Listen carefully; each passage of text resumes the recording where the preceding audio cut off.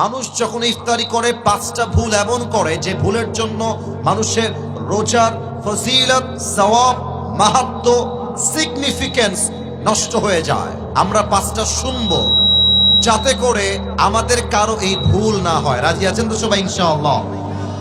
এক নাম্বার, রমজান মাসে অনেকে দেখবেন ইফতারি খেতে বসে একটা ভুল সবাই করে, বেশিরভাগ মানুষ দেখবেন মোবাইল ফোন নিয়ে রেডিওর আজান কখন হবে তারা রেডিওর আজানের অপেক্ষায় থাকে। এটা ভুল ধারণা, মাথায় রাখবেন। হাদিসে এসেছে নবী করিম সাল্লাল্লাহু আলাইহি ওয়াসাল্লাম বলেছেন, যখনই ইফতারির সময় হবে তোমরা তোমাদের ইফতারিকে গ্রহণ করো, আজানের জন্য অথবা অন্য কিছুর জন্য অপেক্ষা করবা না। দেখেন, আপনি যখন রেডিওর আজানের অপেক্ষা করেন, মাথায় রাখবেন, মনে করেন যে রেডিওর আজান হচ্ছে 6টা 5-এ, রেডিওর আজান 6টা কততে? এত আস্তে তো রংপুরের মানুষ কথা কয় না, 6টা। আর আপনার ইফতারির টাইম হলো জেলার 6টার সময়। এখন 6টার সময় ইফতারির টাইম হয়ে গিয়েছে, and you are waiting for the azan of radio. রেডিওর আজান দিলে আপনি ইফতারি খাবেন। তাহলে আপনি যদি রেডিওর আজান অপেক্ষা করেন, আপনার ইফতারি 5 মিনিট পিছিয়ে গেল, তাহলে আপনি নবীর সুন্নাহ অনুযায়ী টাইমকে মেইনটেইন করতে পারলেন না। অতএব এখন থেকে নিয়ত করে রাখেন, ইফতারির যখনই টাইম হয়ে যাবে, যেখানে যেই জেলায় যেই টাইম, ওই টাইমে ইফতারি খাবো।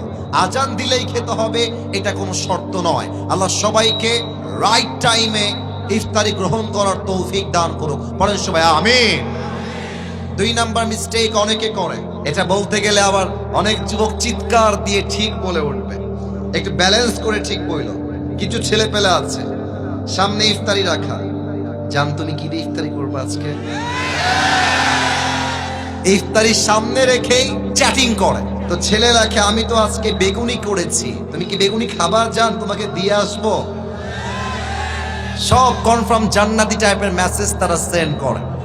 এবং অনেক মুরব্বীকেও আমি দেখেছি ইফতারির সামনে রেখে আউল ফাউল কিচ্ছা কালাপ গল্প করে। না, ইফতারির খাবার সামনে রেখে this is the right time to make সাপ্লিকেশন।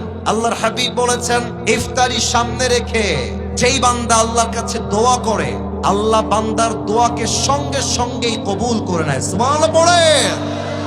অতএব ইফতারির সামনে রেখে don't talk with your girlfriend, don't use the TikTok, don't use your YouTube, কোনো কিছু ইউজ হবে না, কোথাও টাইম ওয়েস্ট হবে না। ইফতারির সামনে রেখে only dua is allowed and nothing is allowed, ঠিক কিনা বলেন? ইফতারির সামনে রেখে আমি সবার থেকে জানতে চাই, আমরা সবাই হাত তুলে কি করব? একটু জোরে বলেন, ইফতারির সামনে আমরা হাত তুলে কি করব? 2 নাম্বার শেষ। 3 নাম্বার, অনেকেই ইফতারি খাওয়ার সময় মনে আমাদের জোশ উঠে যায়, খেতে পেট এমন লোড হয়ে যায়, মাগরিব পরে একটা ঘুম দেয়, তারপরের দিন সাহরি খাওয়া মিস হয়ে যায়। আর বিশেষ করে দেখবেন কিছু ছেলে পেলে আছে খাইতে বসলে গরু ফেল করে ফেলে, আর ইফতারি এমন ভাবে খায় জীবনে মনে খাবার চোখেই দেখে নাই।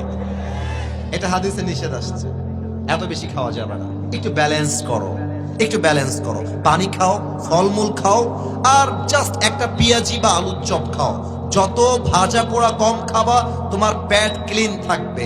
যত কম খাবা, ইবাদতে মনোযোগ থাকবে। যত কম খাবা, শরীরটা, ফিটনেসটা ভালো থাকবে। অতএব ইফতারি আসলেই আবেগ দিয়ে নয়, বিবেক দিয়ে ইফতারি খাওয়া লাগবে, ঠিক কিনা বলে? আচ্ছা, বেশি খেলে ক্ষতি কি হয় খেয়াল করেন। খুব খেয়েছেন আর যখন উঠবেন দেখবেন যে আর উঠতেছে না, গা লেগে গেছে মাটির সাথে, তখন কি মনে হবে যে মাগরিবটা আজকে মসজিদে যাব না, বাসায় পড়ে নেই। মাগরিব পড়ে দেখবেন যে এত ক্লান্ত শরীর লাগবে যে আপনার তারাবি পড়ার মনটা হারায় যাবে। বিধায় ইফতারি হবে সীমিত, ইবাদত হবে বেশি বেশি, ঠিক কিনা বলেন? 3 নাম্বার শেষ, বাকি আছে আর মাত্র 2টা। 4 নাম্বার, এটা বড় মারাত্মক জিনিস, খুব খুব খেয়াল করবেন।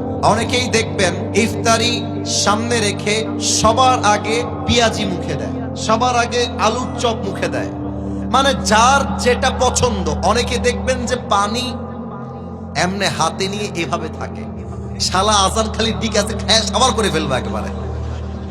আজান দেওয়ার সাথে সাথে পানি এমন খাওয়া খায় অন্য কোনো কিছু আর খাইতে পারে না। না, এটা নিয়ম না। ইফতারের নিয়ম হচ্ছে, সুন্নাহ নিয়ম হচ্ছে, প্রথম খাবারটাই হবে খেজুর দিয়ে। সুবহানাল্লাহ পড়বেন না আপনারা সবাই?